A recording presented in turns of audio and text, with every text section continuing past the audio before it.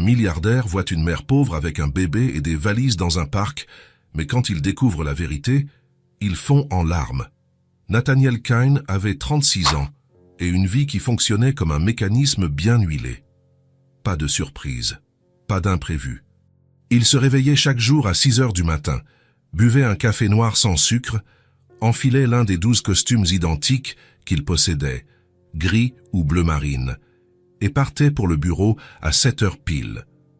Il était le PDG d'une entreprise technologique qu'il avait lui-même fondée à 25 ans. 11 ans plus tard, l'entreprise valait des millions, avait des bureaux dans 3 pays, et Nathaniel continuait de travailler comme s'il avait encore quelque chose à prouver. Il n'en avait pas besoin. Mais il ne savait rien faire d'autre. Il rentrait chez lui tous les soirs vers 19 ou 20 heures. Il réchauffait quelque chose au micro-ondes, généralement les restes d'un restaurant chic qu'il avait à peine touché lors d'un déjeuner d'affaires. Il mangeait seul à l'immense table de la salle à manger, qui pouvait accueillir 12 personnes, mais ne voyait que lui. Ensuite, il passait quelques heures dans son bureau à la maison, à répondre à des emails, à réviser des rapports, et il allait se coucher, chaque jour, la même chose. Il n'était pas malheureux. Du moins, c'est ce qu'il se disait. Il avait de l'argent, du succès, une belle maison. Que pouvait-on vouloir de plus? Mais ce jeudi d'automne, quelque chose changea. Une réunion importante fut annulée à la dernière minute. Le client avait eu un problème familial et avait dû reporter. Nathaniel regarda son agenda vide pour l'après-midi et, pour la première fois depuis des mois, décida de partir plus tôt. Il n'était que 15h30 quand il quitta le bureau. Le soleil était encore haut, les rues pleines de gens profitant de la belle journée. Il conduisit jusqu'à chez lui, se gara dans le garage mais n'entra pas. Quelque chose le poussa à marcher jusqu'au parc qui se trouvait à 3 rues de là.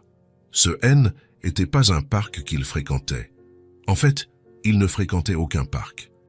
Mais ce jour-là, avec le ciel bleu et les arbres dorés de l'automne, cela sembla une bonne idée. Il marcha sans se presser sur les sentiers pavés, les mains dans les poches de son manteau de laine. Il y avait des familles partout, des enfants qui couraient, des chiens qui aboyaient, des couples main dans la main. Nathaniel observait tout cela comme on regarde un film. Quelque chose de lointain, quelque chose qui ne faisait pas partie de sa vie. C'est alors qu'il la vit, assise sur un banc en bois près de l'étang, complètement seule, une femme blonde, les cheveux lisses tombant sur ses épaules, les yeux fixés sur l'eau calme devant elle. Elle tenait un bébé dans ses bras, une petite fille, avec des cheveux blonds clairs échappant d'un bonnet rose. L'enfant ne devait pas avoir plus d'1 an, mais ce ne fut ni la femme ni le bébé qui attirèrent d'abord l'attention de Nathaniel. C'étaient les valises. 2 vieilles valises en tissu bleu délavé posées à côté du banc, et une poussette pliée, appuyée contre la poubelle la plus proche. Nathaniel ralentit le pas. Cela n'avait aucun sens. Qui restait assis dans un parc avec des valises? Il n'y avait pas d'arrêt de bus ici, ni de gare. Était juste un parc résidentiel, un lieu de passage. Il s'arrêta à quelques mètres, essayant de décider s'il devait s'en mêler ou continuer son chemin. Ce n'était pas ses affaires. Il ne connaissait pas cette femme, et il n'était pas du genre à se mêler de la vie des autres. Mais quelque chose l'empêcha de partir. Était peut-être la façon dont elle était assise, droite, digne, malgré la fatigue visible sur son visage. Ou peut-être le bébé qui jouait innocemment avec une mèche de cheveux de sa mère, ignorant tout problème. Nathaniel prit une profonde inspiration et fit quelques pas vers le banc. « Excusez-moi, dit-il, en gardant un ton respectueux. » La femme leva les yeux. Ils étaient en bleu, d'un bleu clair, presque transparent sous la lumière de l'après-midi. Il y avait de la fatigue en eux, c'était évident. Mais il y avait aussi autre chose, quelque chose de ferme, une force silencieuse qui ne demandait pas pitié. « Oui ?»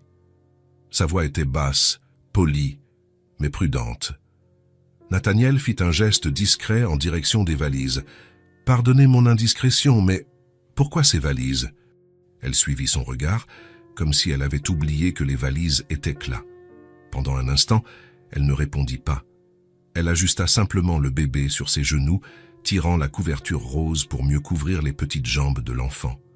Puis, elle soupira. « J'ai été expulsée. » Il n'y avait aucun drame dans sa voix, aucune larme. Juste un fait présenté de la manière la plus neutre possible. Nathaniel sentit quelque chose se serrer dans sa poitrine. Il connaissait le succès, il connaissait les chiffres, les stratégies, les affaires, mais ça, cette réalité crue de quelqu'un qui avait tout perdu, c'était quelque chose qu'il ne voyait que de loin, aux informations ou dans les statistiques. « Je vois, dit-il, bien qu'il ne fût pas sûr de vraiment comprendre. « Et que comptez-vous faire maintenant ?» La femme regarda le bébé. L'enfant avait attrapé l'une des mèches blondes de sa mère et essayait de la mettre dans sa bouche. La femme écarta doucement la petite main et esquissa un faible sourire. « Je ne sais pas encore. » Nathaniel resta là, debout devant le banc, ne sachant pas vraiment quoi faire. Il pouvait offrir de l'argent. Il pouvait donner le contact d'un foyer d'accueil. Il pouvait simplement souhaiter bonne chance et s'en aller. Mais aucune de ces options ne semblait juste. « Vous avez de la famille ?» demanda-t-il. « Quelqu'un qui pourrait vous aider ?» Elle secoua lentement la tête, toujours en regardant sa fille. « Nous n'avons nulle part où aller. » La réponse vint, simple, directe, sans apitoiement. Juste la vérité, des larmes se mirent à couler. Et c'est à ce moment-là que Nathaniel prit une décision qui, rationnellement, n'avait aucun sens. « J'ai une maison, » dit-il, la voix sortant plus ferme qu'il ne s'y attendait. « Une grande maison. Trop grande, en fait. Il y a des chambres vides. Vous pouvez y rester. » La femme cligna des yeux, tournant son visage pour le regarder vraiment pour la première fois. Elle étudia un long moment, essayant de lire ses intentions. « Quoi ? Vous pouvez rester aussi longtemps que nécessaire, » répéta Nathaniel, « jusqu'à ce que vous vous organisiez. Que vous trouviez votre propre logement. Peu importe. » Elle continua de le regarder, méfiante, mais pas effrayée.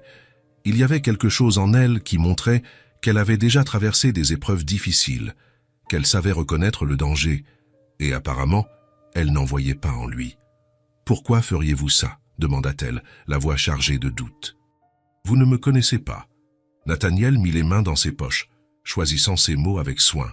« Non, mais ça ne change rien au fait que vous avez besoin d'un endroit où rester. Et j'en ai un. Personne ne fait ça gratuitement. Je ne demande rien en échange. » Elle le fixa encore quelques secondes, puis baissa les yeux vers le bébé.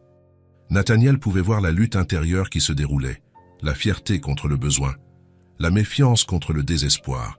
Finalement, elle releva le menton et le regarda de nouveau.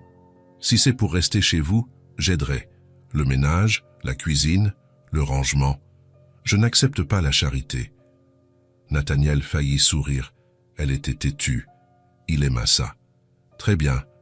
Si c'est ce que vous avez besoin de faire, je ne vous en empêcherai pas. » La femme hocha lentement la tête, comme si elle scellait un accord. Puis elle se leva, tenant le bébé d'un bras et prenant une des valises de l'autre main. « Je m'appelle Léa Morgan, » dit-elle. « Et voici Ellie, Nathaniel Kane. » Il prit la deuxième valise et la poussette pliée.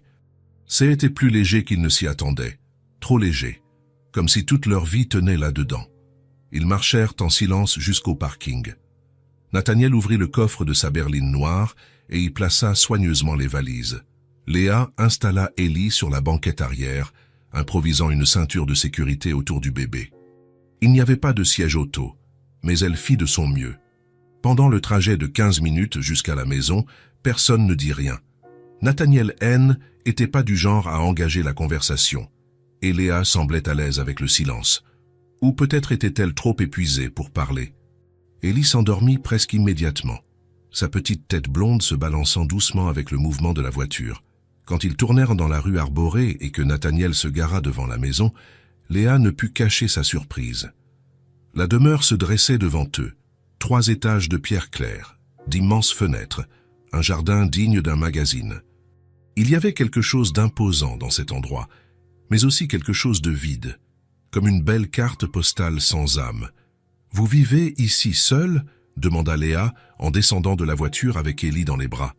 Oui, elle ne dit rien de plus, mais Nathaniel vit la question silencieuse dans ses yeux. Pourquoi ? Pourquoi quelqu'un vivrait-il seul dans un endroit pareil ? Il n'avait pas de réponse. Ou plutôt, il en avait une, mais qu'il n'aimait pas admettre. À l'intérieur, la maison était encore plus silencieuse qu'elle n'en avait l'air de l'extérieur. Le parquet en bois sombre résonnait à chaque pas. Les meubles étaient modernes, minimalistes, tous dans des tons de gris et de blanc. Tout était propre, rangé, parfaitement à sa place. Mais il n'y avait pas de vie ici, pas de photos au mur, pas d'objets personnels. Aucun signe que quelqu'un vivait vraiment là. Nathaniel guida Léa jusqu'au premier étage, s'arrêtant devant une porte blanche. Voici la chambre d'Amy. Elle a sa propre salle de bain. Il ouvrit la porte, révélant une chambre spacieuse. Un lit double avec des draps blancs impeccables, une armoire encastrée, un fauteuil confortable près de la fenêtre. « Servez-vous. » Léa entra lentement, regardant autour d'elle comme si elle n'y croyait pas tout à fait. Elle toucha légèrement le bord du lit, testant sa douceur. « C'est parfait, » murmura-t-elle. « Merci. » Nathaniel laissa les valises à côté du lit. « La cuisine est en bas. Vous pouvez prendre ce que vous voulez dans le frigo. Il y a de la nourriture, du café, tout ce dont vous avez besoin. » Il fit une pause. « Ma chambre est au bout du couloir. Si vous avez besoin de quoi que ce soit, frappez. » Léa hocha la tête, tenant toujours Ellie, qui s'était réveillée et regardait curieusement la nouvelle chambre. « Nathaniel » elle hésita. « Pourquoi faites-vous ça ?» C'était la deuxième fois qu'elle posait la question. Et pour la deuxième fois, Nathaniel n'avait pas de réponse qui ait un sens rationnel. « Parce que personne ne devrait passer la nuit sur un banc de parc, » dit-il simplement.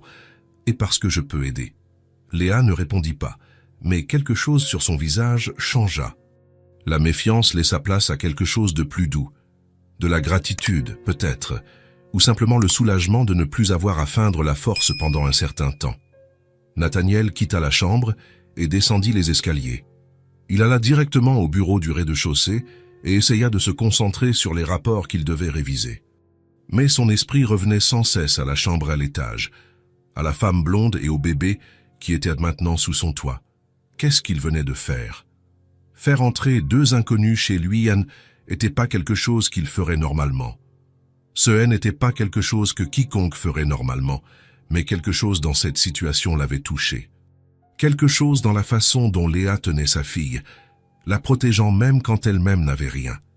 Quelque chose dans la dignité silencieuse avec laquelle elle affrontait sa propre ruine. Nathaniel secoua la tête et essaya de se remettre au travail. 2 heures plus tard, il sentit l'odeur de la nourriture, de la vraie nourriture. Pas ces plats sophistiqués et sans saveur qu'il mangeait dans des restaurants chics, pas les repas surgelés qu'il réchauffait au micro-ondes. Était quelque chose de fait maison, de l'ail qui revenait, de la tomate, des épices qu'il ne savait même pas avoir dans sa cuisine.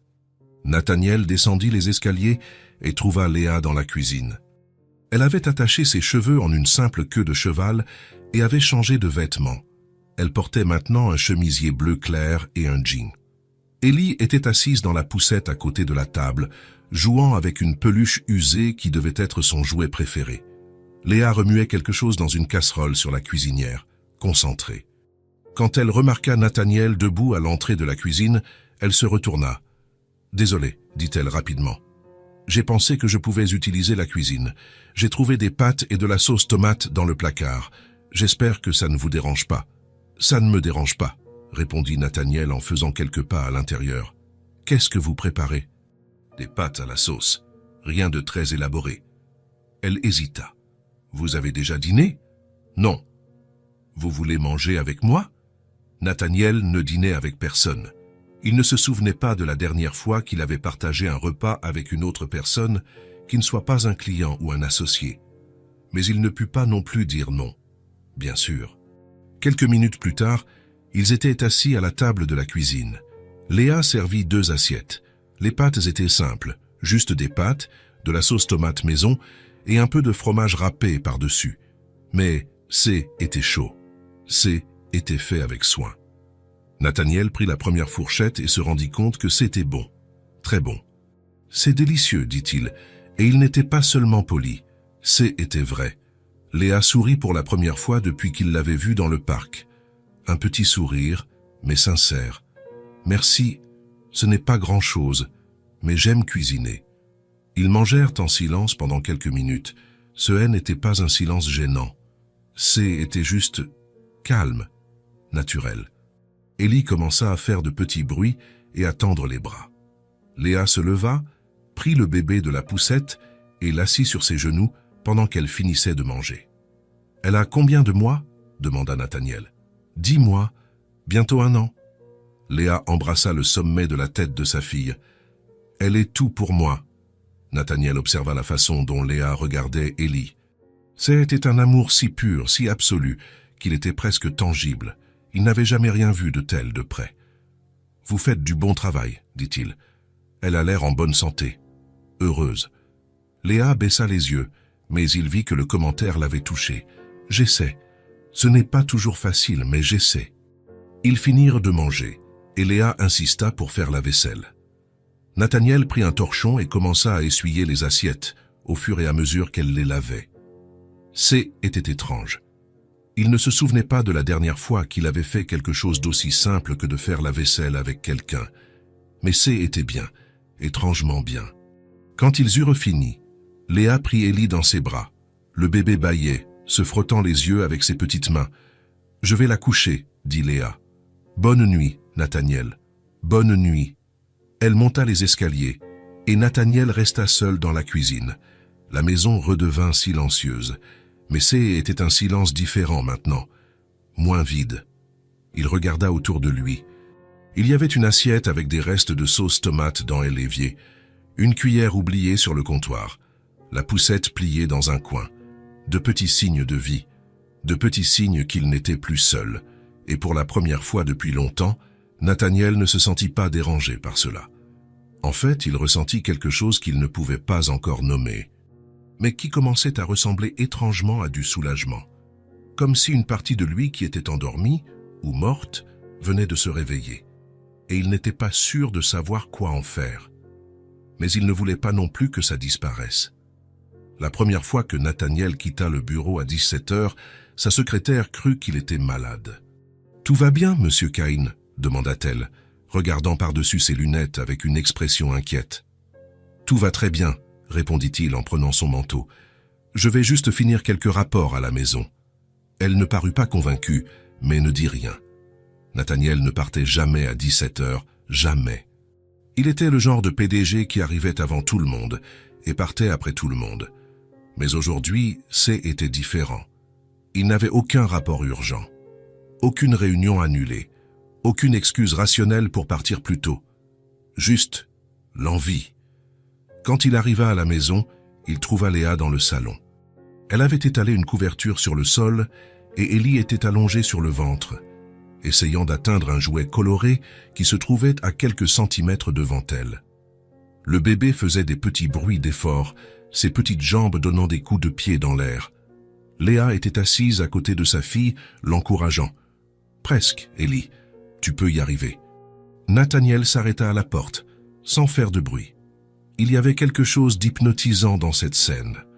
La lumière de l'après-midi entrait par la grande fenêtre, illuminant les cheveux blonds de Léa. Élie réussit finalement à attraper le jouet et poussa un petit cri de joie. Léa rit, prenant sa fille dans ses bras et la couvrant de baisers. « Très bien, mon amour. Tu es si intelligente. » Ce n'est que lorsque Léa tourna la tête qu'elle remarqua Nathaniel. « Ah, vous êtes rentré tôt, » dit-elle, semblant légèrement surprise. « Il s'est passé quelque chose ?»« Non, j'ai juste fini plus tôt aujourd'hui. » Léa hocha la tête, toujours avec Élie dans les bras. « J'ai fait du café il y a peu de temps. Il est encore chaud, si vous en voulez. » Nathaniel ne buvait pas de café l'après-midi, jamais. Mais ce jour-là, il alla à la cuisine et se servit une tasse. Le café était fort, comme il l'aimait. Elle y avait prêté attention.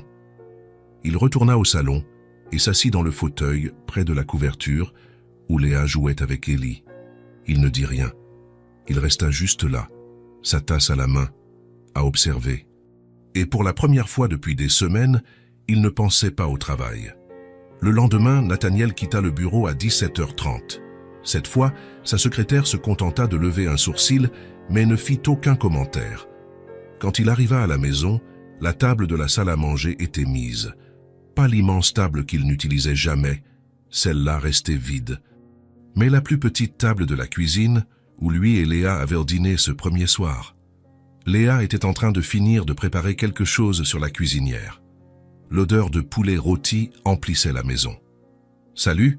dit-elle en regardant par-dessus son épaule. « Rentre tôt de nouveau, à ce que je vois. » On dirait bien, répondit Nathaniel en posant sa mallette près de la porte. Le dîner est prêt dans 10 minutes. Si vous voulez vous changer, vous avez le temps. Nathaniel monta, troqua son costume contre une chemise simple et un jean. Quand il descendit, Léa avait déjà tout mis sur la table. Poulet rôti avec des pommes de terre, de la salade, du pain. Ils s'assirent. Ellie était dans la chaise haute improvisée. Nathaniel en avait acheté une 2 jours plus tôt, mais ne l'avait pas mentionnée. Il l'avait juste laissée dans la cuisine. Léa ne dit rien non plus, mais il vit le petit sourire quand elle y installa sa fille. « Comment s'est passée votre journée ?» demanda Léa en servant de la salade dans son assiette. Était une question simple.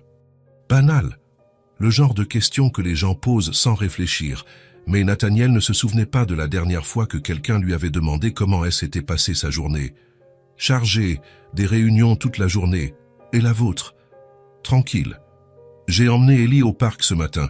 Elle a adoré voir les oiseaux. Léa sourit. Et cet après-midi, j'ai un peu rangé les placards du garde-manger. J'espère que ça ne vous dérange pas. Ça ne me dérange pas. Ils mangèrent en parlant de petites choses, rien d'important, rien de profond. Juste le genre de conversation que 2 personnes qui vivent ensemble auraient. Mais pour Nathaniel, tout était nouveau. Ellie mangeait des petits morceaux de pommes de terre écrasés, jouant plus avec la nourriture qu'elle ne mangeait vraiment. Elle prenait un morceau, le regardait avec curiosité, le mettait dans sa bouche, puis le jetait par terre et riait. Nathaniel se surprit à sourire. Elle jette plus de nourriture par terre qu'elle n'en mange, commenta-t-il. C'est la phase, répondit Léa avec un soupir. Mais au moins, elle s'amuse. Nathaniel observa Léa nettoyer le visage d'Ellie avec une serviette. Il y avait quelque chose de si naturel dans ses gestes, tellement plein de patience et d'amour. Il ne savait pas ce que était. Il ne l'avait jamais eu. Après le dîner, Léa fit la vaisselle pendant que Nathaniel essuyait. Était devenu une routine tacite entre eux. « Vous n'êtes pas obligé de faire ça tous les jours, » dit Léa. « Essuyer la vaisselle, ce n'est pas vraiment un travail de PDG. » Ça ne me dérange pas, et était vrai. Ça ne le dérangeait pas. En fait, il aimait ça. Il y avait quelque chose de réconfortant dans ces moments simples. Quand ils eurent fini, Léa prit Ellie pour lui donner son bain. Nathaniel alla au bureau, mais ne parvint pas à se concentrer sur ses emails. Il continuait d'entendre les bruits venant de l'étage. L'eau qui coule, Léa chantonnant une chanson pour enfants, Ellie qui rit, des bruits de vie, de famille. Nathaniel ferma son ordinateur portable et resta simplement assis là à écouter.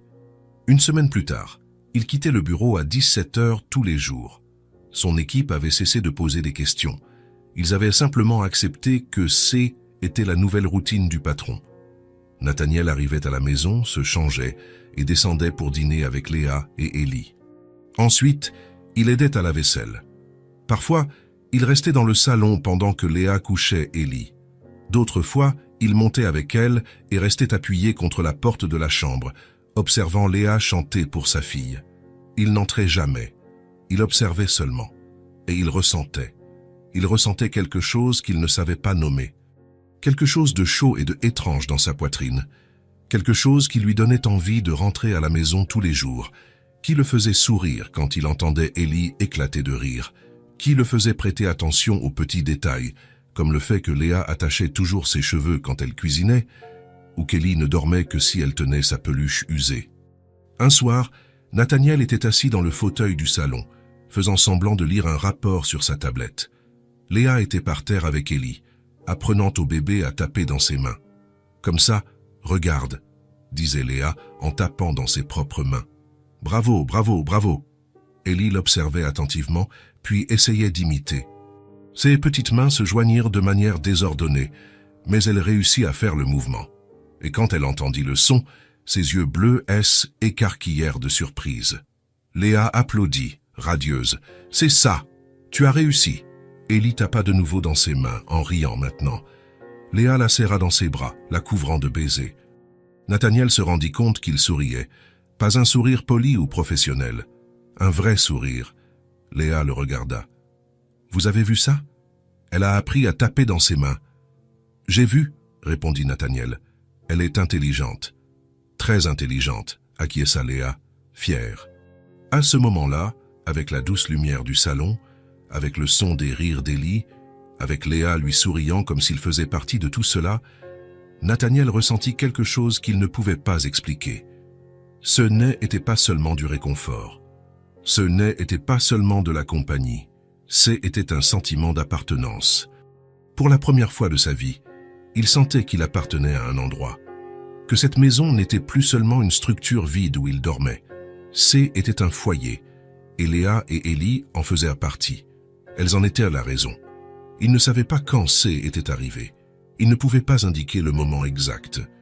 Mais quelque part entre les dîners partagés et les silences confortables, entre les rires d'Élie et les sourires discrets de Léa, quelque chose avait changé. La maison avait pris vie. Et Nathaniel avait réalisé, avec un mélange de joie et de peur, qu'il ne pouvait plus imaginer cet endroit sans elle. Il ne voulait pas retourner au silence. Il ne voulait pas retourner aux dîners solitaires et aux nuits vides. Il voulait ça. Il les voulait, elle, mais il ne savait pas comment le dire. Il ne savait pas s'il le devait. Alors il continua simplement à rentrer à la maison tous les jours à 17 heures, à s'asseoir à table avec elle, à observer, à ressentir et à espérer que cela durerait pour toujours. Même en sachant que rien ne dure éternellement. Même en sachant qu'à un moment donné, Léa trouverait son propre logement et qu'elle partirait. Mais pour l'instant, elles étaient là. Et pour l'instant, était suffisant. Cela faisait 3 semaines que Léa et Élie vivaient dans la maison. 3 semaines de dîners partagés, de silence confortable et d'une routine qui s'était formée naturellement entre eux. Nathaniel avait cessé de trouver ça étrange, cessé de se demander s'il avait fait le bon choix. Maintenant, quand il arrivait à la maison et entendait les bruits venant de la cuisine ou du salon, il ne ressentait que du soulagement. Ce vendredi soir-là, il arriva plus tôt que d'habitude. Il n'était que 16h30 quand il se gara dans le garage. À l'intérieur de la maison, il trouva Léa assise par terre dans le salon, entourée de papiers éparpillés. Élie était sur le tapis à côté d'elle, jouant avec des cubes de construction que Nathaniel avait achetés pendant la semaine. Encore une chose qu'il avait simplement ramenée à la maison sans prévenir. Léa leva les yeux quand elle l'entendit entrer. Il y avait quelque chose de différent sur son visage, une tension qu'il n'avait pas vue auparavant. « Salut !» dit-elle en essayant de sourire. Mais le sourire n'atteignit pas ses yeux. « Tout va bien ?» demanda Nathaniel en posant sa mallette près de la porte. « Oui, juste en train de trier des choses. » Elle fit un geste vague vers les papiers autour d'elle. Nathaniel fit quelques pas dans le salon. Il pouvait maintenant voir ce qu'étaient ces papiers, des factures impayées, des avis de recouvrement, des lettres d'avocat. Beaucoup de lettres. Léa remarqua qu'il voyait et commença rapidement à tout rassembler. Désolé pour le désordre. J'essayais juste de comprendre combien... Elle s'arrêta au milieu de la phrase, la voix tremblante. Puis elle secoua la tête et continua de rassembler les papiers en silence. Nathaniel resta là, ne sachant que faire. Il pouvait faire semblant de ne pas avoir vu. Il pouvait aller au bureau et la laisser tranquille. Il pouvait maintenir cette distance polie qu'ils avaient gardée jusqu'à présent. Il ne posait pas de questions sur son passé, et elle n'en posait pas sur le sien. Mais quelque chose à ce moment-là l'empêcha de partir. Il s'assit sur le canapé, à quelques mètres de là où elle était par terre. « C'est combien ?» demanda-t-il doucement. Léa arrêta de ramasser les papiers. Elle resta immobile un instant, le dos tourné vers lui. « Ce n'est pas votre problème, » dit-elle, la voix ferme mais pas impolie. « Je sais, mais je demande quand même. » Léa tourna la tête, le regardant par-dessus son épaule. Il y avait quelque chose de vulnérable dans ce regard, quelque chose qu'elle essayait de cacher, mais n'y parvenait pas complètement. « Pourquoi ?» demanda-t-elle. « Pourquoi ça vous intéresse ?» Nathaniel n'avait pas de réponse toute faite, alors il dit la vérité. « Parce que vous vivez ici. Et parce que je peux aider si c'est le cas. » Léa resta silencieuse un long moment, puis elle poussa un long soupir fatigué. Elle rassembla tous les papiers, les organisa en une pile désordonnée et s'assit par terre, le dos appuyé contre le fauteuil. « Ce sont des dettes, » dit-elle en regardant Élie plutôt que lui. « Plein de dettes que je n'ai pas faites. Mais qui sont à mon nom ?» Nathaniel attendit. Il ne la pressa pas. Il resta juste là, à écouter.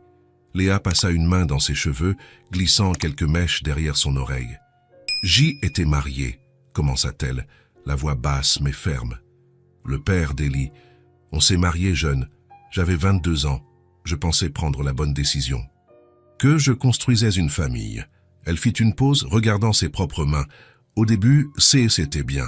Il travaillait, je travaillais. On avait des projets. Mais quand je suis tombée enceinte, les choses ont commencé à changer. Il est devenu plus absent, plus distant. Il disait qu'il travaillait beaucoup, qu'il était stressé. Nathaniel vit la douleur dans ses yeux. Mais il vit aussi de la force. Elle ne se plaignait pas.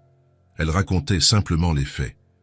Après la naissance d'Ellie, ça a empiré. Il disparaissait pendant des jours, ne répondait pas aux appels.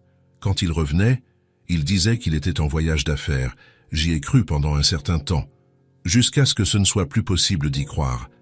Léa regarda Ellie, qui empilait des cubes avec la concentration sérieuse d'un jeune enfant. Quand elle avait 5 mois, il a tout simplement disparu. Il n'est pas rentré à la maison, n'a pas laissé de mots, rien. Elle déglutit.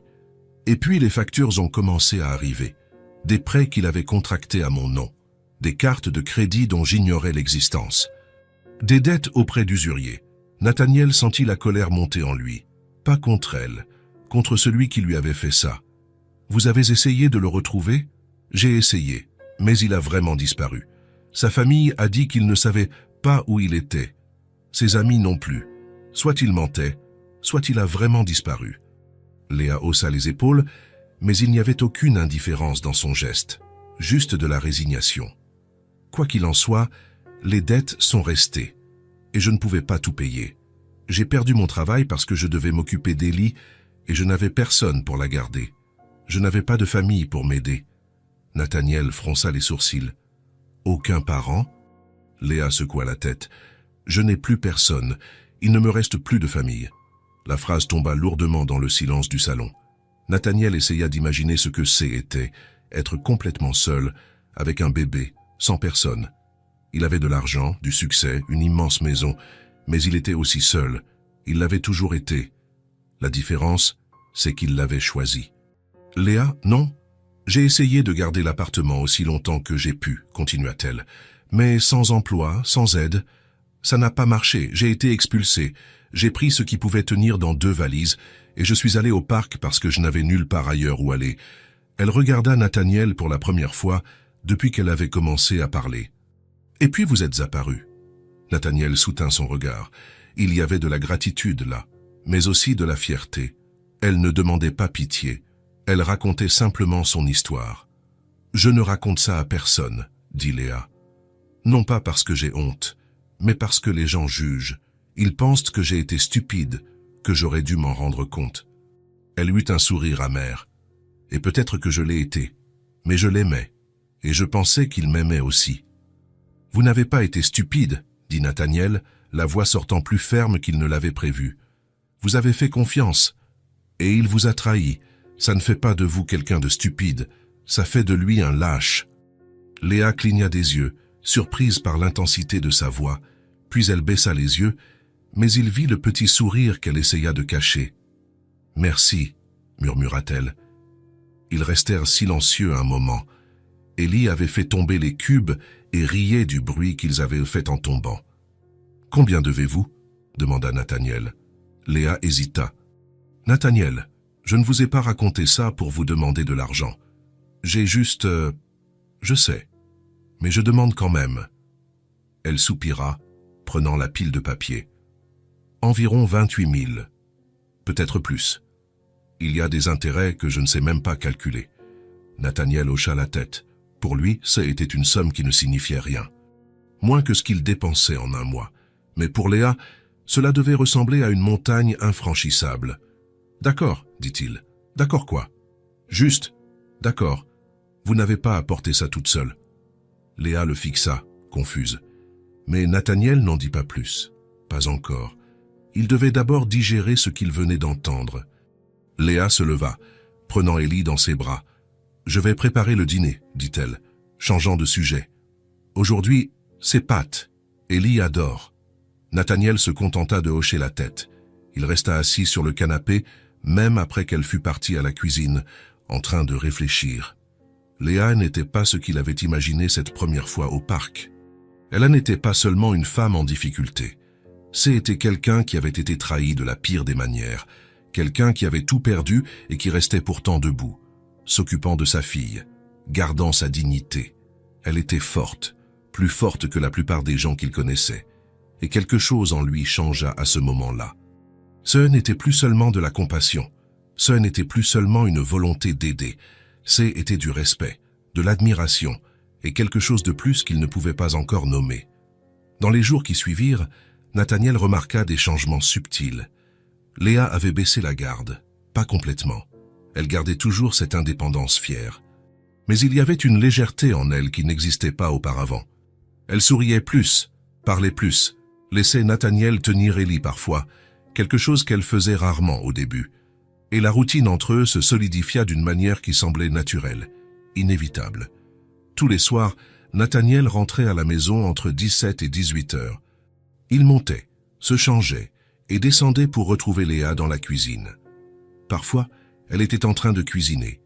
D'autres fois, elle était simplement assise à table, buvant un café pendant qu'Ellie jouait par terre.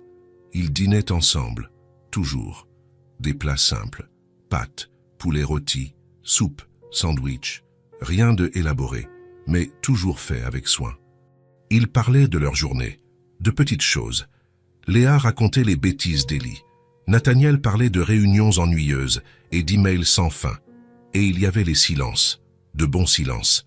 Des silences où ils n'avaient pas besoin de combler l'espace avec des mots. Le simple fait d'être là ensemble suffisait. Nathaniel remarquait les détails. Comment Léa laissait toujours du café prêt quand il arrivait. Comment elle se souvenait toujours qu'il n'aimait pas les poivrons.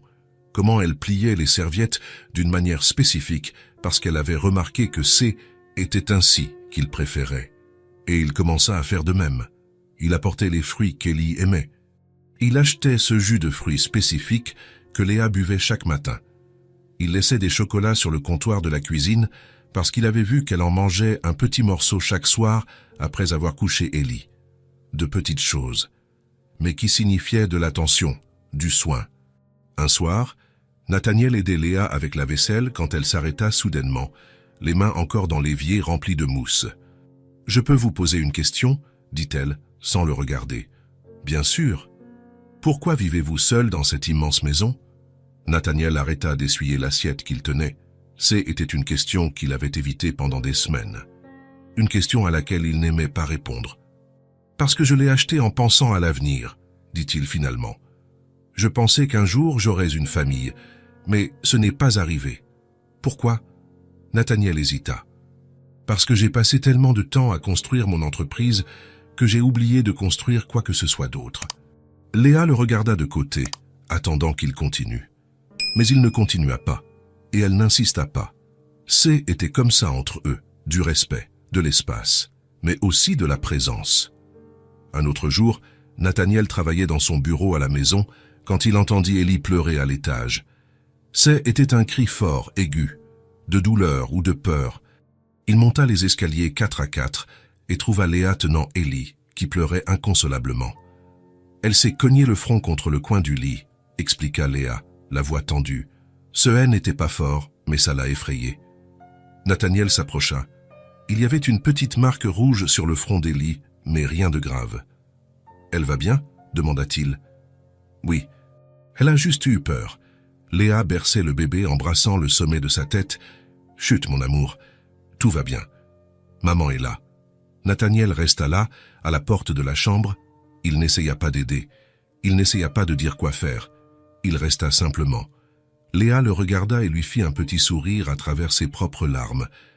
Elle pleurait aussi, réalisa Nathaniel. « Désolé, dit-elle. Je suis toujours comme ça quand elle se blesse, même quand c'est une bêtise. Vous n'avez pas à vous excuser. » Ils restèrent là, tous les trois, jusqu'à ce qu'Ellie se calme, et quand le bébé arrêta enfin de pleurer et commença à bâiller, Léa la déposa dans son berceau improvisé, un couffin qui se trouvait à côté du lit. En sortant de la chambre, Léa toucha le bras de Nathaniel. « Merci d'être resté, dit-elle doucement. Je sais que vous n'avez rien fait, mais ça a aidé, juste d'être là. » Nathaniel hocha la tête, ne sachant que dire, mais il comprit ce qu'elle voulait dire, parce qu'il ressentait la même chose. Parfois, la chose la plus importante n'était pas de faire. Serre était simplement de rester. Et il restait. Chaque jour un peu plus, non pas par obligation, non pas par charité, mais parce que, quelque part entre les dîners silencieux et les rires d'Ellie, entre les histoires partagées et les moments de vulnérabilité, il avait commencé à s'attacher, vraiment, à Léa, à Ellie, à toutes les deux, et ça l'effrayait. Parce qu'il ne savait pas comment gérer ça. Il ne savait pas comment s'attacher sans se perdre, comment prendre soin sans étouffer, comment aimer sans avoir peur de perdre. Mais il ne pouvait pas non plus s'arrêter. Alors, il continua simplement, en rentrant à la maison tous les jours, en s'asseyant à table avec elle, en écoutant, en observant, en restant, et en espérant que, d'une manière ou d'une autre, cela suffirait. Parce que pour la première fois de sa vie, il avait quelque chose qui valait la peine d'être protégé, et il ferait n'importe quoi pour ne pas le perdre, même s'il ne savait pas encore nommer ce que ça était. Nathaniel se réveilla au son de pas précipités dans le couloir. Il regarda le réveil sur sa table de chevet, 2h37 du matin. Un instant, il resta allongé, essayant de comprendre ce qu'il avait entendu. Puis, un autre son survint. Un pleur. Pas le pleur normal d'un bébé demandant de l'attention. C était différent, plus aigu, plus angoissé. Il se leva, enfila un t-shirt par-dessus son pantalon de jogging qu'il portait pour dormir et sortit de sa chambre. La lumière de la chambre de Léa était allumée. La porte entr'ouverte. Nathaniel s'approcha et frappa doucement sur le bois. « Léa ?» ?»« Entrez » vint la réponse, tendue. Il poussa la porte et trouva Léa assise sur le lit avec Ellie dans ses bras. Le bébé pleurait, le visage rouge et mouillé de larmes. Léa avait une expression que Nathaniel n'avait jamais vue sur elle auparavant, de l'inquiétude pure. « Elle a de la fièvre », dit Léa, la voix ferme mais chargée d'anxiété. « Elle est très chaude. » Nathaniel s'approcha. Même à 1 mètre de distance, on pouvait sentir la chaleur émanant du petit corps d'Ellie. « Depuis quand ?»« Je ne sais pas. Elle s'est réveillée en pleurant il y a une 20aine de minutes. Quand je l'ai prise, elle était comme ça. » Léa passa la main sur le front de sa fille. Très chaude. Nathaniel vit la panique silencieuse dans les yeux de Léa.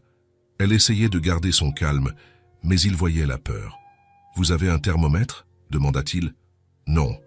J'en avais un, mais il est resté dans l'ancien appartement. »« Un médicament ?» Léa secoua la tête. « Il n'y en a plus. Je devais en acheter cette semaine, mais... » Elle ne termina pas sa phrase. Ce « N » était pas nécessaire. Nathaniel comprit. L'argent. Elle n'avait pas d'argent pour acheter des médicaments. « D'accord, » dit-il en gardant une voix calme. « Je vais en chercher. Il y a une pharmacie ouverte 24 heures sur 24 à 10 minutes d'ici. » Léa le regarda, surprise. « Vous n'êtes pas obligé. »« J'y vais, » l'interrompit Nathaniel. « Restez avec elle. Essayez de lui donner un bain tiède. Ça aide à faire baisser la fièvre en attendant mon retour. » Il descendit les escaliers, prit son portefeuille et les clés de la voiture, et sortit. Les rues étaient désertes à cette heure. Il conduisit vite, mais prudemment. Il arriva à la pharmacie en 8 minutes. Il acheta un thermomètre numérique, un antipyrétique pour enfants, des compresses. Le pharmacien demanda l'âge de l'enfant, son poids approximatif, et recommanda une dose. Nathaniel mémorisa tout. Quand il rentra à la maison, il trouva Léa dans la salle de bain avec Ellie. Le bébé était assis dans une petite baignoire d'eau tiède, pleurant encore, mais moins intensément. Léa regarda Nathaniel quand il entra. « Vous avez pu ?» Il montra le sac. « Tout. Le pharmacien a dit qu'il faut donner une demi-pipette pour son poids et mesurer la température d'abord. » Léa hocha la tête, sortant Ellie de l'eau et l'enveloppant dans une serviette douce.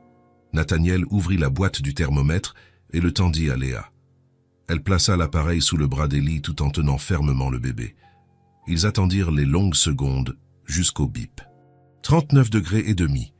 Léa ferma les yeux une seconde, respirant profondément. « C'est très élevé ?» demanda Nathaniel. « C'est élevé, mais pas encore au point d'aller à l'hôpital. » Pour l'instant, Léa prit le flacon d'antipyrétique. Ses mains tremblaient légèrement, alors qu'elle remplissait la pipette avec la bonne dose. Nathaniel la regarda administrer le médicament avec soin. Élie fit la grimace au goût, mais avala.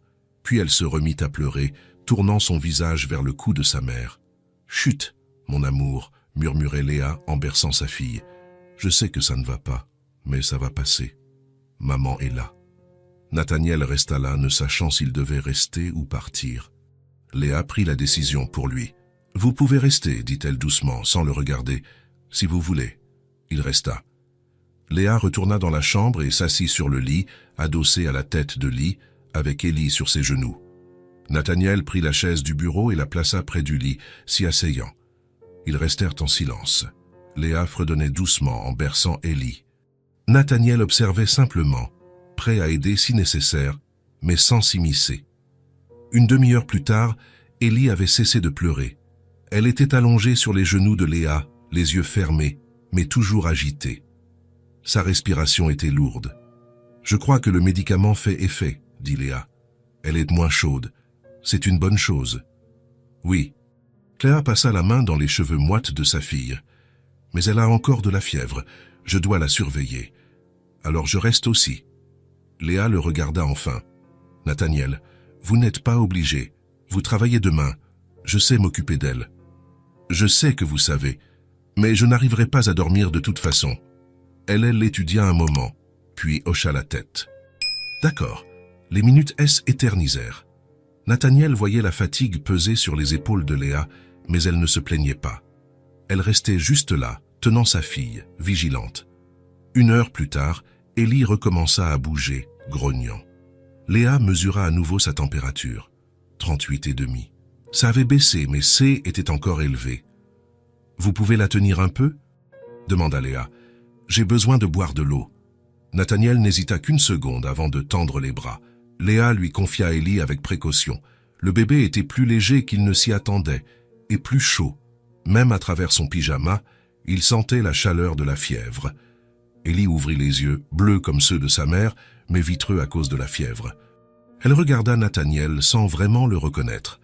Puis, elle commença à pleurnicher. « Hé, hé !» murmura Nathaniel, maladroitement. « Tout va bien. Ta maman revient tout de suite. » Léa revint rapidement, avec un verre d'eau. Elle en but la moitié d'une seule traite, puis tendit les bras pour reprendre Élie. « Désolé, elle ne veut que sa mère quand elle est malade. Vous n'avez pas à vous excuser. » Léa se rassit sur le lit. Nathaniel regarda l'heure, 4h15 du matin. « Pourquoi n'allez-vous pas dormir un peu ?» suggéra-t-il. « Je reste ici. Si son état s'aggrave, je vous appelle. » Léa secoua la tête. « Je ne peux pas. Pas tant qu'elle est comme ça. » Nathaniel comprit. Il ne le pourrait pas non plus, s'il était à sa place. Alors il resta simplement, assis sur cette chaise inconfortable, dans la chambre silencieuse, pendant que Léa berçait sa fille, sans rien dire, sans essayer de résoudre, juste présent. À 5h du matin, Léa se leva et alla dans le couloir. Nathaniel la suivit. Elle s'assit par terre, adossée au mur, avec Élie dormant agitée sur ses genoux. « Parfois, marcher aide, » expliqua-t-elle, « mais je suis trop fatiguée. » Nathaniel s'assit à côté d'elle, pas trop près. Il garda une distance respectueuse, mais assez près pour qu'elle sache qu'elle n'était pas seule. Ils restèrent là, en silence, dans le couloir faiblement éclairé par la lumière de la chambre. Léa continuait de bercer doucement Élie. Nathaniel restait simplement là. Il n'y avait pas de mots. Il n'en fallait pas. Dans ce silence partagé, dans cette veille nocturne, quelque chose se forma entre eux. Quelque chose qu'aucun des deux ne pouvait encore nommer, mais que tous deux ressentaient. La confiance, le soin, l'appartenance, les choses qui forment une famille, non pas par la biologie, non pas par des papiers ou des obligations, mais par le choix de rester, dans les moments difficiles, dans les moments où il serait plus facile de partir.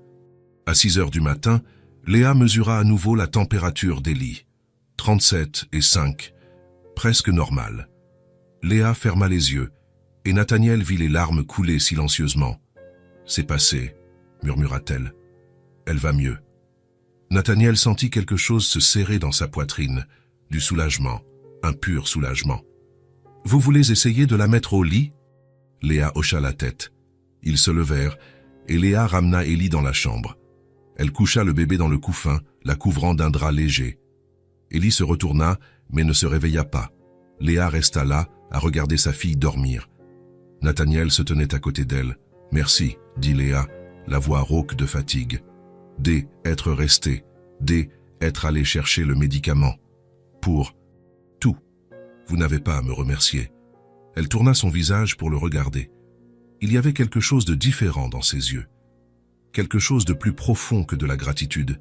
« Si, j'en ai besoin. » Elle fit une pause. « Je n'ai jamais eu personne qui reste. Qui simplement reste, sans rien attendre, sans rien demander en retour. » Nathaniel ne sut que répondre.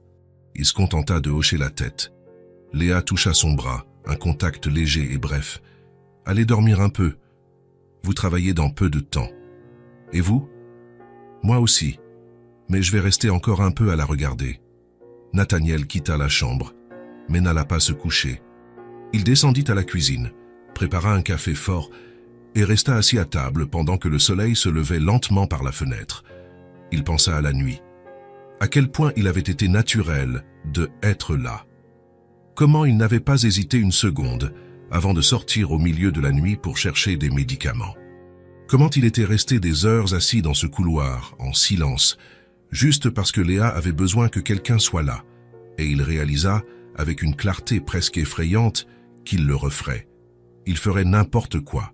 Pour elle, 2 jours plus tard, Ellie était complètement rétablie.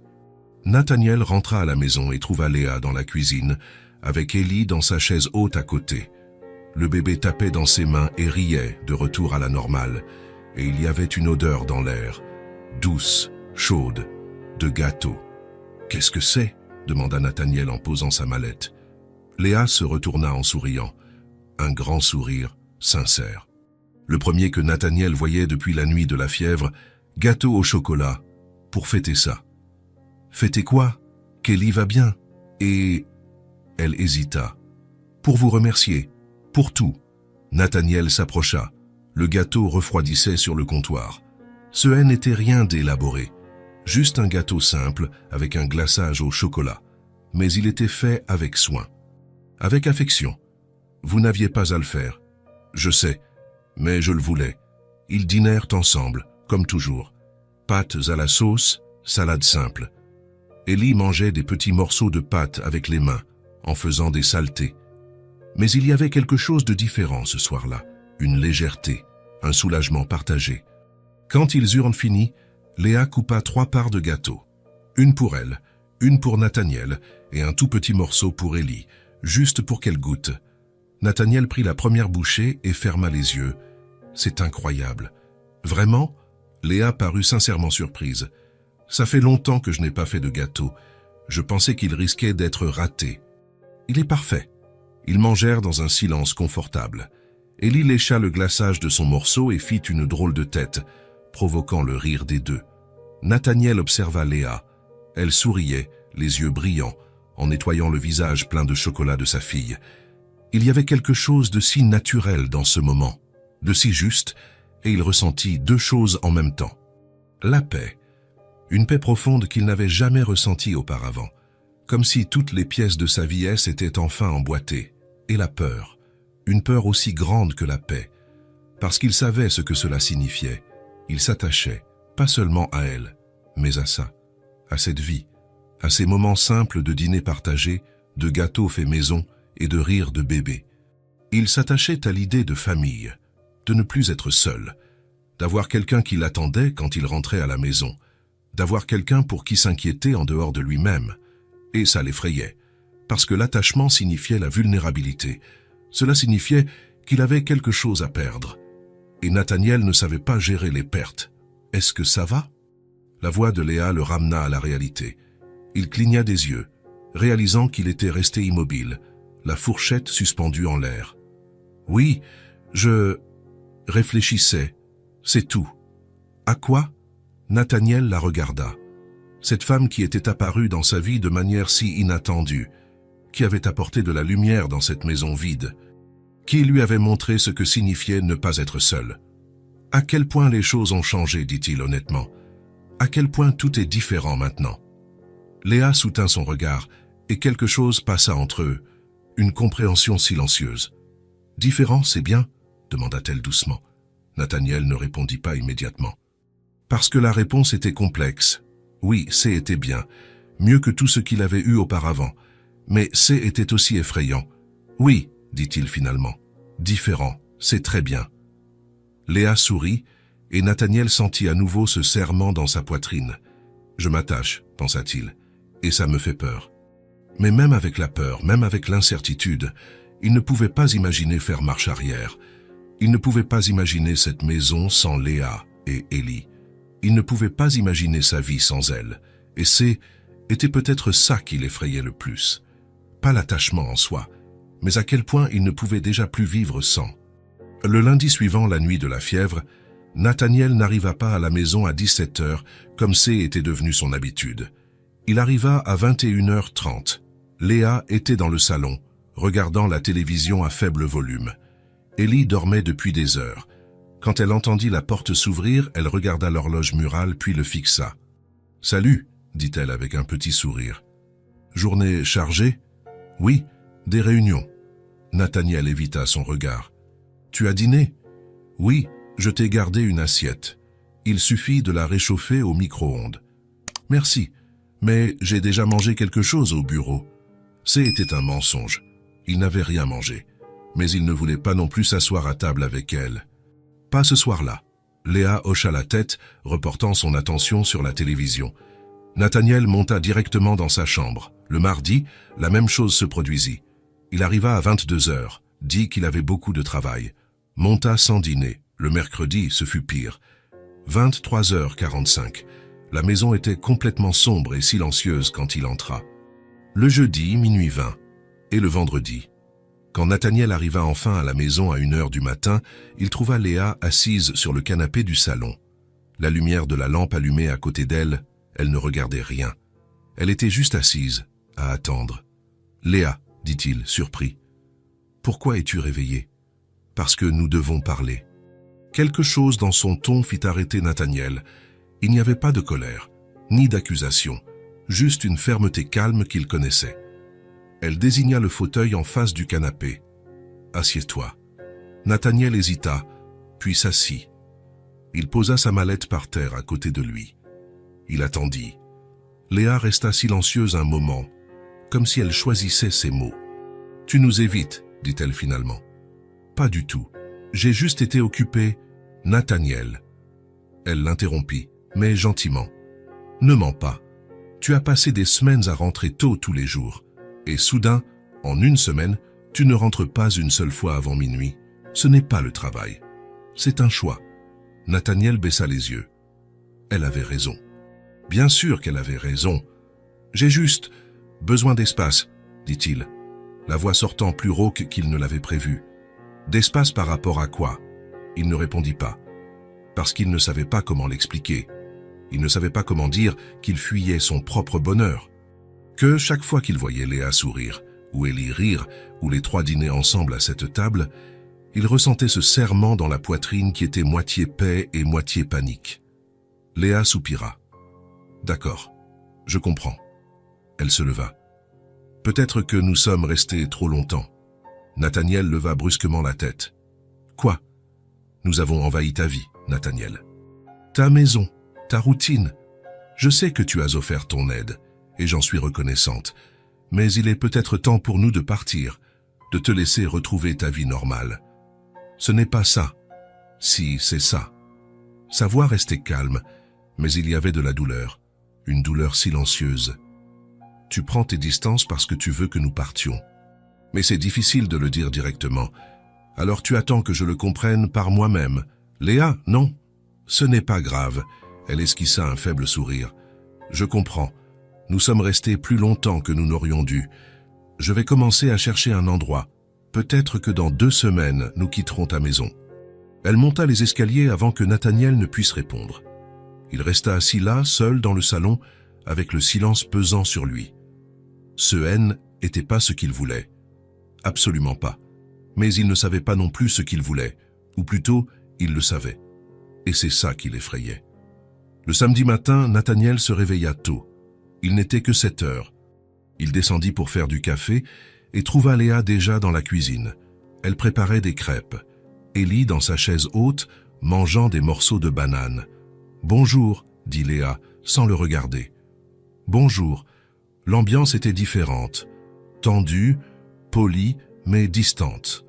Nathaniel se servit un café et s'assit à table. Léa posa une assiette de crêpes devant lui, mais ne s'assit pas avec lui. Elle resta simplement près de l'évier, à faire la vaisselle. Ils ne parlèrent pas. Après le café, Léa prit Élie et monta. Nathaniel entendit la porte de la chambre se fermer. Il passa la journée dans son bureau à la maison, essayant de travailler. Mais il ne parvenait pas à se concentrer. Il continuait d'entendre des bruits venant de l'étage, des pas, des tiroirs qui s'ouvrent et se ferment. À 17 heures, la curiosité l'emporta. Il monta les escaliers et s'arrêta devant la porte entr'ouverte de la chambre de Léa. Et il vit les valises, les deux mêmes valises bleues délavées qu'elle avait au parc ce premier jour, maintenant ouvertes sur le lit, en train d'être remplies de vêtements soigneusement pliés. Nathaniel eut l'impression de recevoir un coup de poing dans l'estomac. Léa était de dos, rangeant les petits vêtements d'Élie dans l'une des valises. Élie jouait par terre avec ses cubes, inconsciente de tout. « Qu'est-ce que tu fais ?» La voix de Nathaniel sortit plus fort qu'il ne l'avait prévu. Léa se retourna sans sursauter, comme si elle s'attendait à ce qu'il apparaisse. « Je fais mes valises, dit-elle simplement. Ne partez pas. » Les mots sortirent avant qu'il ne puisse réfléchir. Direct, ferme. Léa cligna des yeux, surprise. « Quoi ? Ne partez pas, répéta Nathaniel en faisant un pas dans la chambre. Vous n'allez pas partir. Nathaniel, Léa secoua la tête. Tu as clairement montré que tu ne veux plus de nous ici. Pas du tout. Je n'ai jamais dit ça. Tu n'as pas eu besoin de le dire. Tes actions ont parlé pour toi. Nathaniel passa une main dans ses cheveux, frustré. Elle avait raison. Il avait fait ça. Il avait fui. Il avait pris ses distances. Mais pas parce qu'il voulait qu'elle parte. Tu as déjà fait tellement pour nous, continua Léa, la voix plus douce maintenant. Et je t'en serai éternellement reconnaissante. Mais je ne peux pas continuer à rester ici si tu ne le veux pas vraiment. Ce n'est pas juste pour toi. Et ce n'est pas juste pour moi. Je le veux, dit Nathaniel, la voix rauque. Je vous veux ici. Alors pourquoi as-tu fui toute la semaine? La question resta en suspens entre eux. Nathaniel savait qu'il devait répondre. Il devait être honnête. Même si était difficile, même si ça faisait mal, il prit une profonde inspiration. Parce que j'ai peur. Léa le fixa, attendant qu'il continue. J'ai passé tellement de temps seul, dit-il, les mots sortant lentement, comme si chacun lui coûtait. J'ai construit toute ma vie autour du fait de n'avoir besoin de personne, de ne dépendre de personne. Et puis vous êtes arrivés. Il fit une pause, regardant Élie par terre, puis Léa. Et soudain, je me réveille chaque jour en pensant à rentrer à la maison. Je quitte le bureau tôt parce que je veux être ici. J'entends Élie rire et je ressens quelque chose que je n'ai jamais ressenti avant. Je te vois sourire et... Sa voix se brisa. Il secoua la tête. Et j'ai réalisé que je me suis attaché, que je tiens à vous, beaucoup. Et ça me terrifie, parce que si je tiens à vous, je peux vous perdre. Et je ne sais pas comment gérer les pertes. Léa fit un pas vers lui, les yeux brillants. Alors tu as décidé de prendre tes distances avant que ça ne devienne quelque chose de réel? Oui, admit Nathaniel. Mais ça n'a pas fonctionné, parce que c'est déjà réel, c'est déjà important. Vous êtes déjà importante. Il la regarda droit dans les yeux. Je vous aime. Léa retint son souffle. Et j'ai peur, continua-t-il. Je suis terrifié, parce que je n'ai jamais aimé personne avant. Pas comme ça, pas d'une manière qui compte autant. Mais je ne peux pas vous perdre. Je ne peux pas vous laisser partir parce que je suis un lâche. Les larmes commencèrent à couler sur le visage de Léa. Elle n'essaya pas de les cacher. Nathaniel. Reste, dit-il, la voix brisée. S'il te plaît, restez ici, toutes les deux. Pas comme des invités, mais comme une famille. Le mot sortit étrangement. Il ne l'avait jamais dit avant. Il n'avait jamais eu de vraie famille. Mais c'est ce qu'elles étaient, c'est ce qu'il voulait. Léa couvrit sa bouche de sa main, essayant de contenir ses sanglots. « J'ai peur aussi, dit-elle, la voix étranglée. J'ai tellement peur, parce que j'ai déjà été abandonnée. J'ai déjà cru en quelqu'un et j'ai été laissée seule avec un bébé et des tas de dettes. Et quand tu as commencé à prendre tes distances, j'ai pensé que ça se reproduisait. » Elle essuya ses larmes du dos de sa main. « Mais c'est ici que je me sens en sécurité. C'est avec toi que je me sens en sécurité. Pour la première fois depuis la naissance d'Ellie, j'ai l'impression de ne pas être seul, qu'il y a quelqu'un qui se soucie vraiment, pas seulement de moi, mais d'elle aussi. » Nathaniel fit un pas de plus vers elle. « Je me soucie de vous, beaucoup, de toutes les deux. Je sais, et c'est pour ça que j'ai peur. Parce que je me suis attaché aussi. J'ai commencé à aimer aussi. Et si ça tourne mal? Et si ça se passe bien? » l'interrompit Nathaniel. « Et si on arrêtait de fuir la peur et qu'on essayait, tout simplement ?» Léa le fixa un long moment. Nathaniel voyait la lutte intérieure se dérouler, la peur contre l'espoir, le passé contre l'avenir. Puis elle fit un pas en avant et se jeta dans ses bras. Nathaniel la serra fort, enfouissant son visage dans ses cheveux. Il sentit son corps trembler de sanglots silencieux. Il la serra plus fort, comme s'il pouvait la protéger de toutes les peurs, de toutes les incertitudes. « Reste, murmura-t-il. « S'il te plaît, reste. »« Je reste, » répondit Léa contre sa poitrine. « Si tu promets de ne plus fuir. »« Promis, je le promets. » Ils restèrent ainsi de longues minutes, juste enlacés, sans mots. Seulement la présence l'un de l'autre, la confirmation silencieuse qu'ils n'étaient plus seuls. Ellie, qui avait tout observé avec la curiosité innocente d'une enfant, leva les bras. « Maman, papa !» Ils écartèrent tous les deux, regardant le bébé. Elle n'avait jamais dit ces mots ensemble auparavant, toujours l'un après l'autre. Mais maintenant, Nathaniel sentit quelque chose se briser en lui, un mur qu'il avait construit des années auparavant, brique par brique, pour se protéger. Il se brisa, s'effondra tout simplement. Il se pencha et prit Ellie dans ses bras. Le bébé le serra, posant sa petite tête sur son épaule. « Papa », répéta-t-elle. Nathaniel regarda Léa par-dessus la tête d'Ellie. Elle pleurait de nouveau, mais en souriant. « Elle t'a appelé papa », murmura Léa. « J'ai entendu. C'est ce que tu es, pour elle, pour nous. » Nathaniel ne put parler. Il se contenta de hocher la tête, serrant Ellie un peu plus fort. Léa s'approcha, les enveloppant tous les deux dans une étreinte. Ils restèrent là, tous les trois, au milieu de la chambre en désordre, avec les valises ouvertes sur le lit. Mais les valises n'avaient donc plus d'importance, parce qu'il n'y avait plus nulle part où aller. Ils étaient à la maison, ensemble. « Je vais défaire les valises », dit Léa après un moment, la voix encore étranglée mais plus légère. « Plus tard », dit Nathaniel. « Pour l'instant, restons comme ça un peu plus longtemps. » Léa hocha la tête contre sa poitrine, et ils restèrent.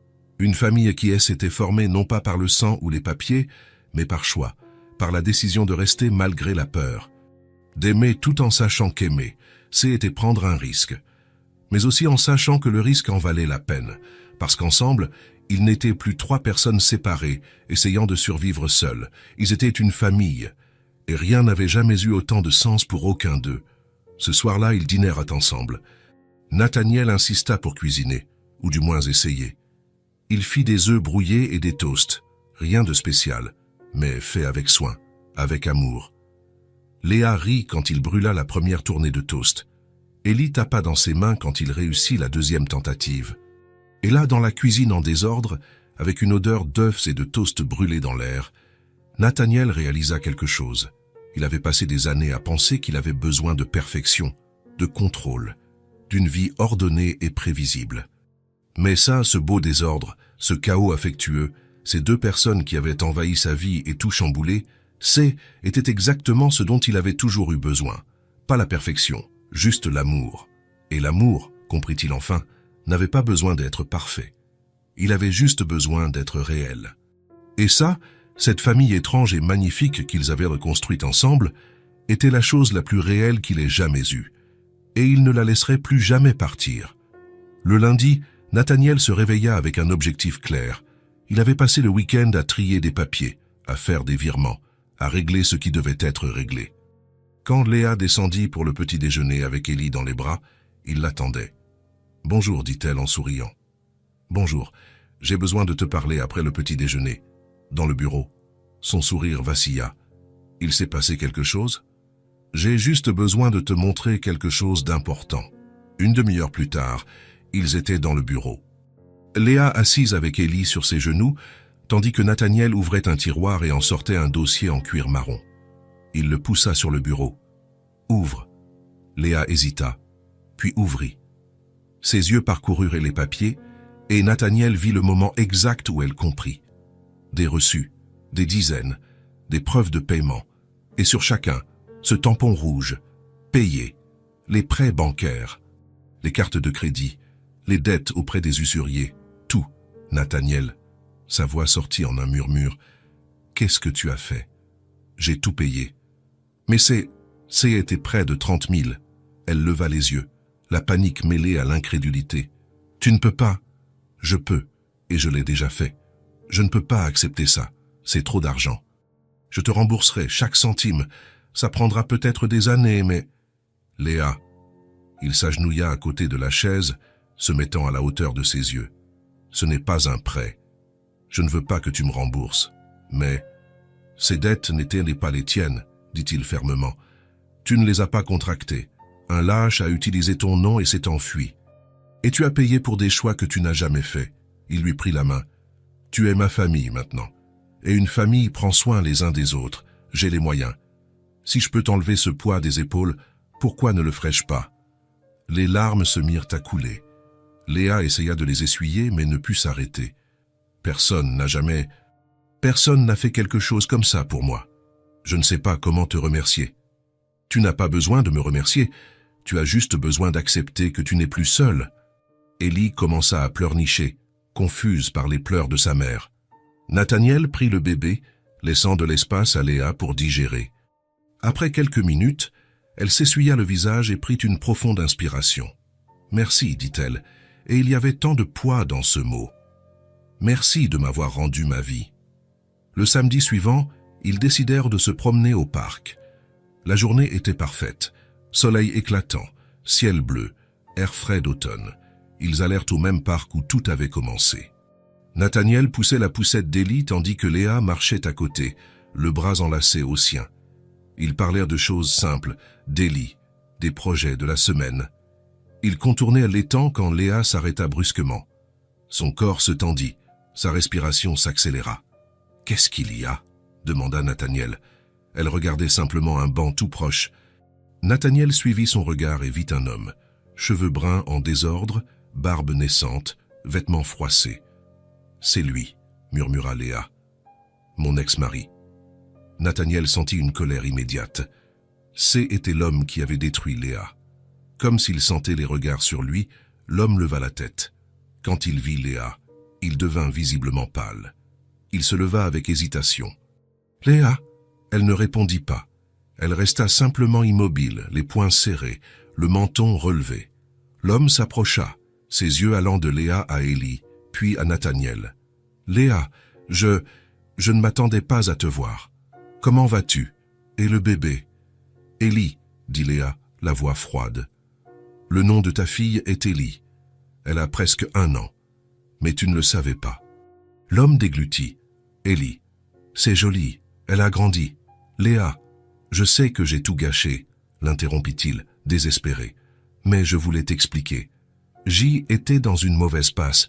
Les choses se sont compliquées. » « Non. » La voix de Léa trancha l'air. « Tu ne vas pas me donner d'excuses maintenant. » Elle fit un pas en avant, et Nathaniel ne vit que de la force en elle. « Tu as fait des choix. Tu as choisi de faire des dettes à mon nom. Tu as choisi de fuir comme un lâche. Tu as choisi de me laisser seule, enceinte, sans rien. » L'homme tenta de parler, mais elle continua. « Tu m'as laissé avec la peur et les dettes. Tellement peur que j'ai passé des mois à me réveiller en pleine nuit en pensant que quelqu'un allait débarquer. Tellement de dettes que j'ai perdu mon appartement. Que j'ai dormi sur un banc avec ma fille dans les bras. Léa, je suis désolé. Mais tu sais ce qui s'est passé. J'ai survécu. J'ai découvert que je suis plus forte que tu ne l'as jamais imaginé. Et j'ai trouvé de vraies personnes, des personnes qui choisissent de rester, même quand c'est difficile. » Elle regarda Nathaniel avec tant d'amour que son cœur se serra. « Aujourd'hui, j'ai une nouvelle famille, une vraie famille. J'ai un homme qui m'aime, qui aime ma fille, qui choisit d'être présent. Et tu n'en fais plus partie, tu n'en feras plus jamais partie. » Nathaniel s'approcha et prit la main de Léa. Elle serra la sienne en retour. L'ex-mari se ratatina. J'ai juste pensé, peut-être connaître Ellie. Non. La réponse fut définitive. Tu as eu ta chance. 9 mois de grossesse, 10 mois de sa vie. Tu as choisi de ne pas être présent. Tu ne peux pas revenir maintenant en voulant être un père. Mais c'est ma fille. Biologiquement, peut-être. Léa désigna Nathaniel. Mais c'est lui son vrai père. Il était là pendant les nuits de fièvre. Il la prend dans ses bras quand elle pleure. Il la fait rire. Il a choisi d'être un père. Toi, tu as choisi de fuir. L'homme n'avait pas de réponse. Adieu, dit Léa avec une finalité absolue. Pour la dernière fois. Il les regarda une dernière fois. Léa, ferme et forte. Nathaniel à ses côtés. Ellie dormant paisiblement. Puis il tourna le dos et S éloigna. Quand il disparut entre les arbres, Léa poussa un long soupir. « C'est fini », murmura-t-elle. « Enfin fini. » Nathaniel la prit dans ses bras. « Tu as été incroyable.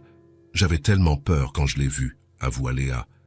Mais quand je l'ai regardée dans les yeux, je n'ai pas ressenti de peur, juste de la pitié et du soulagement, parce que je ne suis plus la femme qu'il a laissée.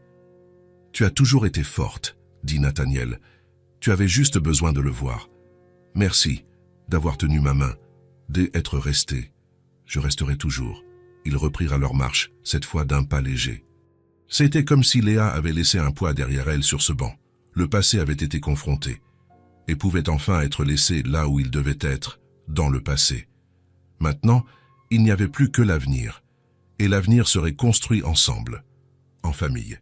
C'était un dimanche après-midi, le genre d'après-midi qui ne demande rien d'autre que d'exister. Sans hâte, sans agenda, sans obligation. Nathaniel était assis sur le canapé du salon, un livre ouvert sur ses genoux. Il faisait semblant de lire, mais ses yeux ne cessaient de dévier vers la scène qui se déroulait devant lui. Léa était allongée sur le tapis moelleux, appuyée sur ses coudes, observant Ellie jouer. Le bébé était entouré de cubes colorés, d'une poupée de chiffon et de quelques jouets musicaux qui faisaient désormais partie du décor de la maison. Ellie prenait un cube, l'examinait avec un sérieux absolu, puis le jetait sur le côté et en prenait un autre. Il y avait quelque chose de fascinant dans sa concentration, comme si chaque décision était importante. Comme si elle menait une expérience scientifique cruciale. « Elle est si sérieuse quand elle joue », commenta Léa en souriant. « Regarde cette petite mine concentrée. » Nathaniel ferma le livre, s'avouant vaincu. Il ne parvenait à se concentrer sur rien d'autre que ces deux personnes. « De qui peut-elle bien tenir ça ?» plaisanta-t-il. Léa rit, tournant la tête pour le regarder. « Certainement pas de moi. J'y étais une enfant complètement chaotique. Ma mère disait toujours que je ne tenais pas en place, même en dormant. Il était rare que Léa mentionne sa mère. Nathaniel connaissait les bases. Elle était morte d'un cancer quand Léa était adolescente. Son père avait disparu bien avant ça. Léa S. était retrouvée seule très tôt. « Tu étais heureuse quand tu étais enfant ?» demanda-t-il, sincèrement curieux. Léa resta silencieuse un moment, observant toujours Ellie. « Oui, du moins jusqu'à ce que ma mère tombe malade. Après ça, tout a changé très vite. C'est devenu l'hôpital, les factures, la peur. Mais avant, oui, j'y étais heureuse. » Elle sourit avec nostalgie. Sa mère faisait les meilleurs gâteaux au chocolat. Tous les vendredis, sans faute. C'était notre tradition sacrée. « C'est pour ça que tu fais un gâteau quand tu veux fêter quelque chose », réalisa Nathaniel. Léa cligna des yeux, surprise par sa propre découverte. « Oh, je n'avais jamais fait le lien consciemment. Mais tu as raison. » Elle eut un sourire doux et un peu triste. « C'est drôle comme on porte ces choses en nous, n'est-ce pas? Même sans s'en rendre compte, même après tant de temps. » Nathaniel hocha la tête. Il n'avait pas de souvenirs comme ça.